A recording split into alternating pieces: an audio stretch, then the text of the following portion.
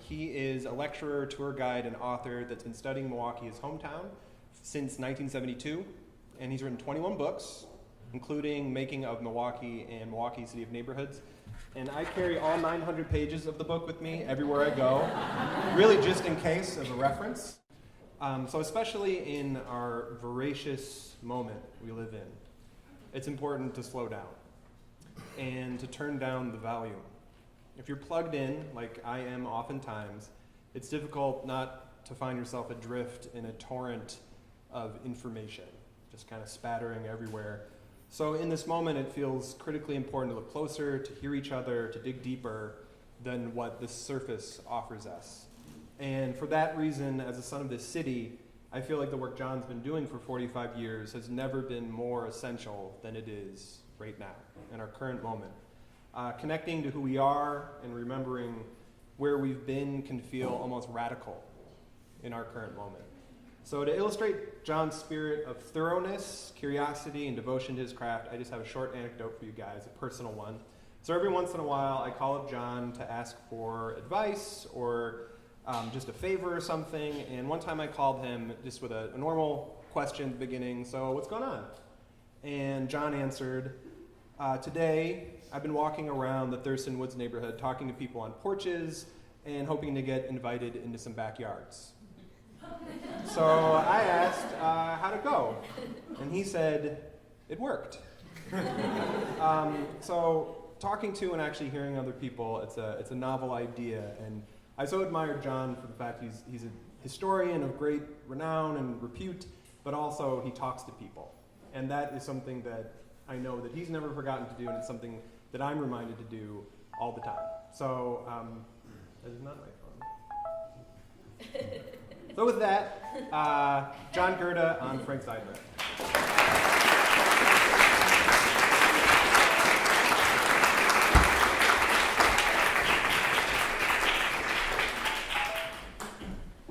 Someone answer that, please. Hey, thank you, Adam. And the first time I met you was you were talking to people. You were working for Radio Milwaukee, and you were out in the neighborhoods getting interviews that you shared with all the rest of us. So, Adam's one of this new generation of young leaders who are going to make this community a better place for all of us. And I'm glad to be with you on the podium tonight. Frank, he would love that I came here directly from the Milwaukee Public Library board meeting. It was one of his favorite institutions. He lived a block from the King Library branch. He was a champion of the library system during his years as mayor. And his daughter Dorothy is now the longest serving employee of the system. Is it in the system's history, Dorothy, or just now? In the whole city. 50 years. 50 years of service.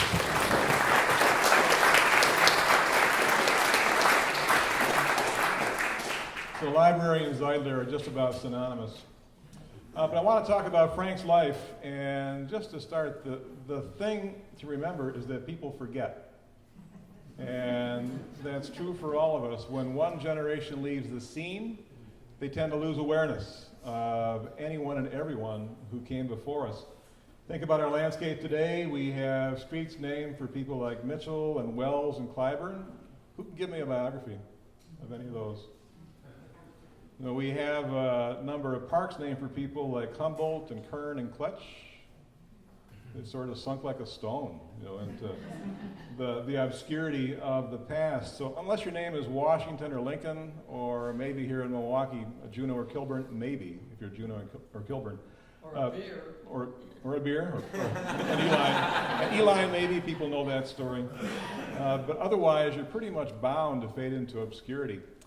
And my goal tonight is to help make sure that does not happen to Frank Zeidler, at least not for a while. He's been gone since 2006, and he was buried from this church, so it has been more than 10 years since his funeral was held here at Redeemer. When he died at the age of 93, a new generation of Milwaukeeans has come up who never met him, never heard him speak, never gave him a ride to a meeting. How many of you have given Frank a ride to a meeting? There's a generational divide.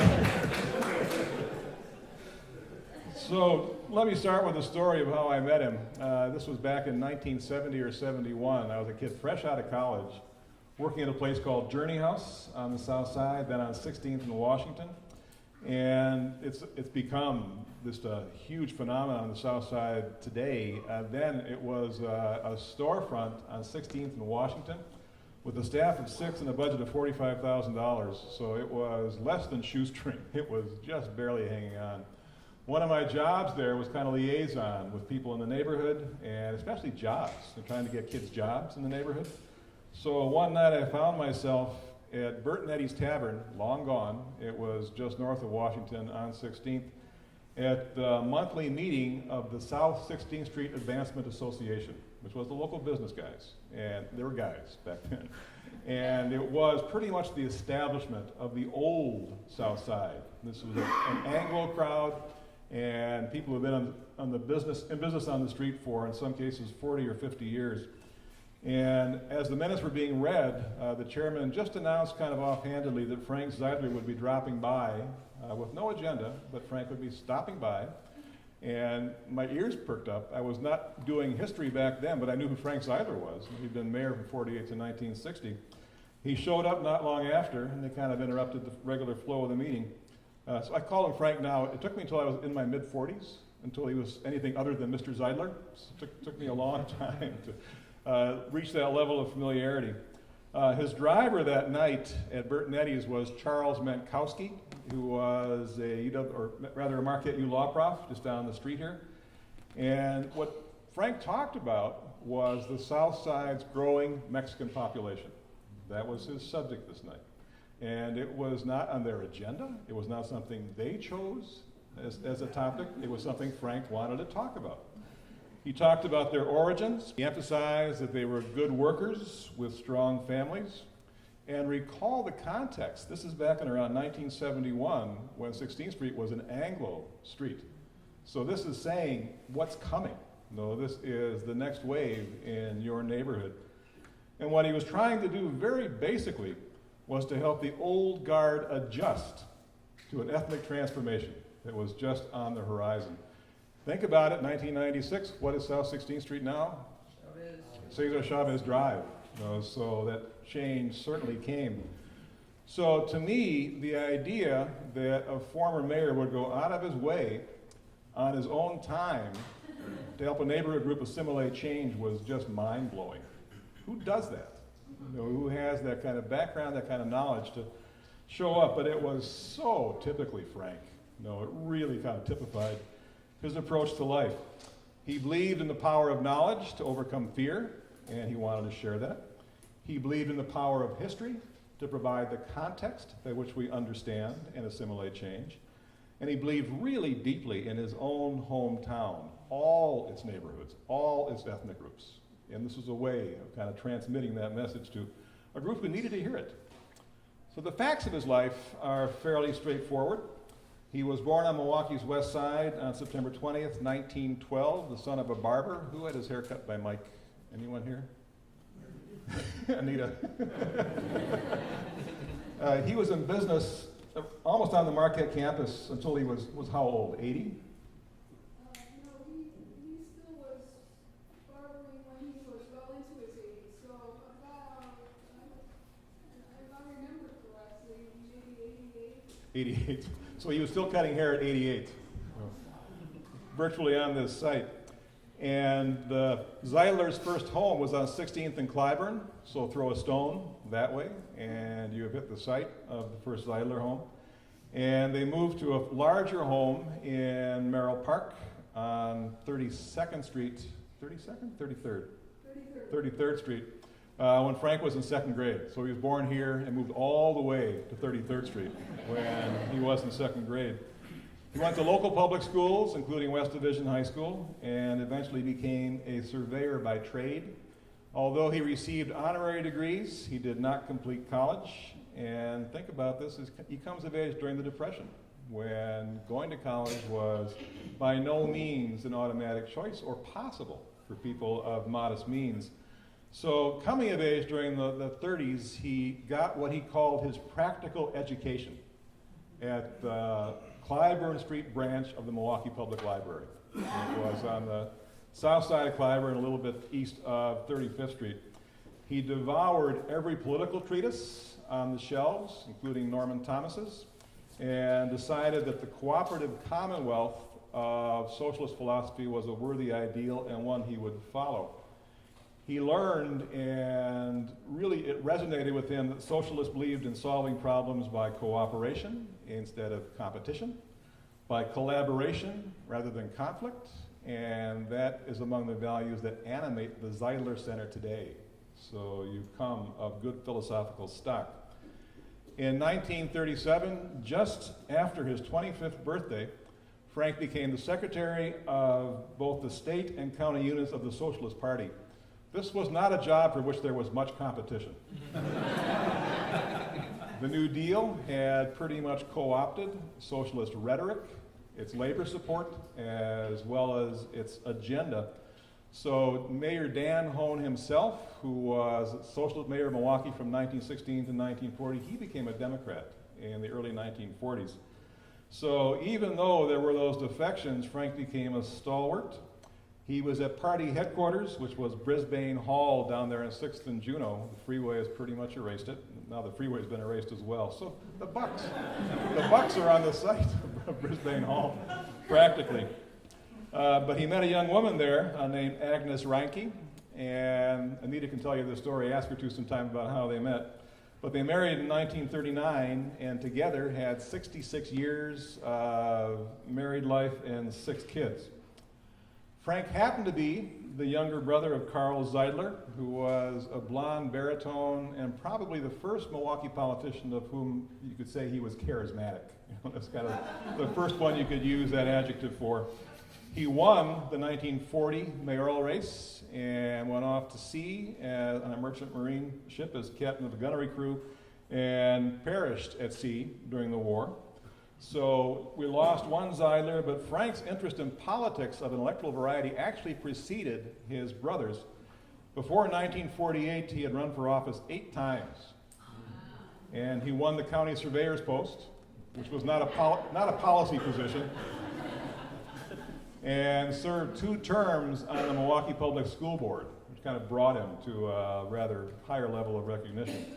So in 1948, when a Southside hotel keeper named John Bohn, B-O-H-N, stepped down from the mayor's office, he was common council president, so when Carl Zeidler died, he took over, and World War II, very much trying to keep things on an even keel. He was elected again, but he stepped down in 1948 at the age of 80, so it was time for a change in City Hall. Frank decided to run for office, and he was one of 15 hopefuls who were trying to run for an open seat in City Hall. And the field included people like Henry Royce and Henry Meyer, who would later become much better known than they were then. But Frank was a strong candidate. He served with distinction on the Milwaukee Public School Board, and he was the model of diligence and decency. So even though the Socialist Party was on the ropes and he ran under the banner of something called the Municipal Enterprise Committee, kind of an ad hoc group of assorted liberals back in those years, announced the Public Enterprise Committee. He made no secret of his socialism, despite the fact that he did not run under that banner, and his opponents were not above red baiting.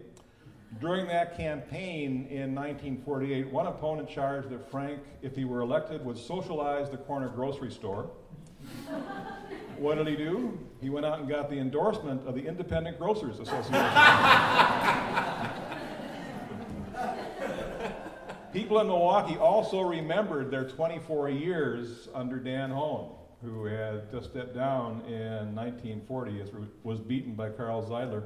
So socialism had no particular terrors for them. No, they had learned that they were governed well. The city was governed well under socialist administrations. So Frank was earnest, he was thoughtful, he was a self-described crusading type, and he beat Henry Royce, the attorney, in the general election with 56% of the vote. So now he's mayor, and as mayor he continued the Hone-Seidel emphasis the socialists had on fiscal responsibility and public enterprise. And it was a crowded civic agenda. It's a time when a lot of things had not been done. You think about the Depression sort of begins 1930, really tanks in 32, 33, World War II follows. You got 15 years where people did not have the will, the resources, or the attention to focus on civic problems.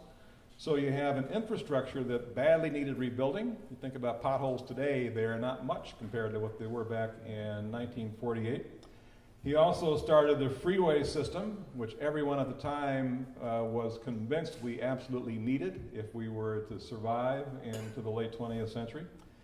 He championed public TV. He had to veto 4 Common Council resolutions before Channel 10 went on the air in 1957. There was entrenched resistance. He supported public libraries, growing branches, and building the annex, what's now the north end of the Central Library. And his major and best known, and I would argue longest lived, physical capital initiative was a program of annexation. Milwaukee's land area practically doubled from roughly 50 square miles to 100 square miles during Frank's term in office. And the result is, to this day, it's shrinking, but you still got farmland up on the northwest side.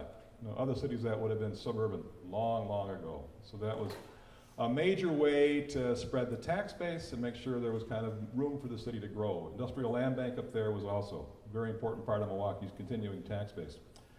And what's remarkable is that he did all this without anything resembling a working majority on the Common Council. There were no socialists on the Common Council or elsewhere in the city government.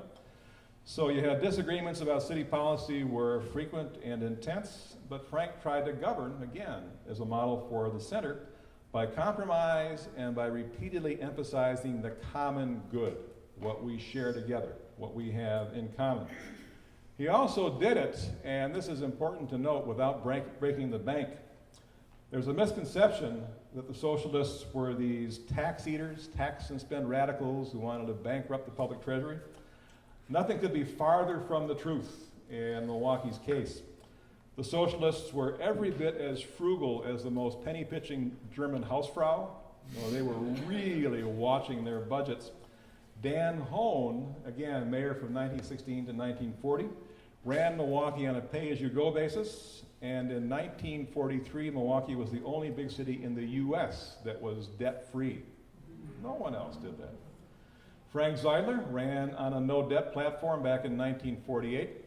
And against the wishes of the Greater Milwaukee Committee, he opposed issuing bonds for capital improvements because he didn't want the city to be in what he called bondage to the banks, the other financial institutions. Voters approved those bonds over his objections. So he was immersed in policy issues, but there was an unmistakable moral tone to his administration. In 1957, near the end of his term in office, he issued kind of a credo. We participate in local government in order that by our participation there may emerge nobler beings with enlarged concepts of liberty, truth, justice, cooperation, peace, and righteousness. Who says that today? You know, that may seem like an antique sentiment, but it really typifies, expresses, you know, the ideals that Frank was fighting for during his years in public office. So he lived on the higher moral ground, but he was also, in his own words, curious about everything. And he really was. You know, you spend time with him, there was nothing he didn't know something about, and we'd be happy to share it with you. His off-duty projects included developing a piano with alternating black and white keys to make it easier to play. And most novel of all, an attempt to translate Shakespeare's plays into what he called more modern speech. This was an effort he undertook when one of his daughters, who was it, Anita? Clara had trouble with Macbeth. She was kind of struggling with the Elizabethan language. So he rewrote it in more modern verse. Let's just say his versions did not replace the bards. We do not have the Zeidler canon being taught in English lit today.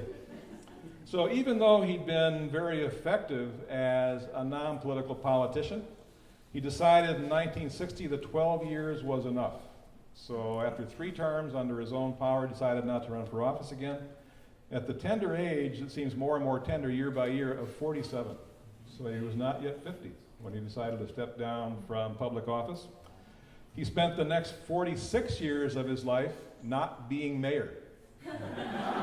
So half up to the time he left City Hall, and the other half not being mayor. He continued to live on 2nd and Locust, where his daughters still reside, and earned a varied and somewhat precarious living as a state bureaucrat, consultant, lecturer, and longest-term labor arbitrator. In 1976, he was his party's candidate for president, which was an unpaid position back in 1976. So the word iconic is too often overused, but in his post-City Hall years, Frank Zeidler certainly became a genuine Milwaukee icon. And I do not use that word lightly. He was, first of all, our collective memory, our griot, if you will. His grasp of Milwaukee's history was encyclopedic, both its major themes and its minor details. And no one was more willing to share what he knew. He gave thousands of talks, and I'm sure it's in the thousands, to groups that ranged from senior citizen groups to school groups, and that was, in probably most cases, with little or no compensation. One of my great pleasures in the last 7 or 8 years of his life was presenting tag team programs at the WM School of Continuing Education. And we would speak, we'd sort of get together at the Pancake House or one of the restaurants on Capitol Drive, and we'd say, what do you want to talk about? Transportation, military history, unions, politics. And we'd get there, and Frank, we took turns. So Frank would speak off the cuff. I'd speak from these laboriously prepared notes. And no one could tell the difference. He was one of those rare people who spoke in complete paragraphs. You could outline a Frank Zeidler speech. And he had no trouble, even when he was in office and years later, speaking off the cuff. But that sharing was not limited to public programs. He never drove a car. He was a devotee of public transit. And hundreds of colleagues and friends had the pleasure of taking him where he needed to go. And along the way, he would present a traveling history lesson. And those of you who were lucky enough to be in some of those rides recall that, telling what happened on this corner, who lived in that house. And he knew all of them. It seemed like he knew all the corners in Milwaukee. And I think those stories were what he considered kind of his cab fare. And people who drove him were richly rewarded. He was also, as I said, a great lifelong user of public transit. After his funeral, right here at Redeemer, his body was being carried in a hearse down to his final burial place in Forest Home Cemetery. There was a bouquet of flowers in the front seat, and someone had put a bus transfer prominently on the bouquet. And I've seen someone took a photograph of that as well. So he was Milwaukee's memory, but he was also our conscience. He was a tireless voice for social justice, world peace, and his causes were as local as the Central North Community Council, which he chaired until he died, and as global as the UN. He believed that all people should assert their rights, but he was just as adamant that they accept their responsibilities. Those two were different sides of the same coin. And by the power of his presence, he called all of us to a higher moral standard. Finally, and most emphatically, Frank Zeidler was our teacher.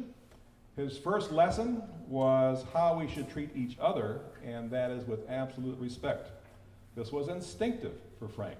It was just part of who he was and how he operated. He was unfailingly courteous, even courtly in conversation. He maintained a remarkably broad correspondence and felt bad when he hadn't kept up with it. It was one of the regrets later in his life. And he was always quick to send a suggestion or sympathy or encouragement to hundreds, probably thousands of people in the Milwaukee area. So those gestures reflected Frank's abiding concern for others and his deft human touch as well. Although he was hardly a typical public figure, he was a public figure. And anyone who thought he wasn't a politician never saw him work a room. He knew how to work a room. Hearty handshake, tip of the fedora, personal word for everyone. I know your ma, I know your neighborhood. There was always some way to relate it back to each person he was speaking with, and always with that familiar twinkle in his eye. But it never went to his head. Although Frank was recognized wherever he went, and you'd be with him, and he would kind of draw the eyes, he refused to let himself be a legend. And I think that's really important to understand about him. Someone else in his position might long ago have lapsed into the role of the elder statesman, kind of resting on his laurels or sharing cautionary tales with the young or telling war stories about what it was like when he was coming up as other people were. That wasn't Frank. He was always self-critical, always self-correcting, and never too sure of himself. He deflected praise in the way that some people deflect criticism, refusing to be anything more or less than a human being. So we lost him in 2006, even though he was 93. That seemed too early. Seemed like he left us too young. He was someone whose legacy endures, our role model, a model citizen, a hero to many of us, including a lot of us in this room. But he also embodied a political and philosophical tradition. At its heart was a deep-seated belief in cooperation, collaboration, and the common good. All values that the Zeidler Center for Public Discussion is carrying forward in the 21st century. So the more you know about the man, the more the sense the center's mission makes today. So let's all remember not to forget.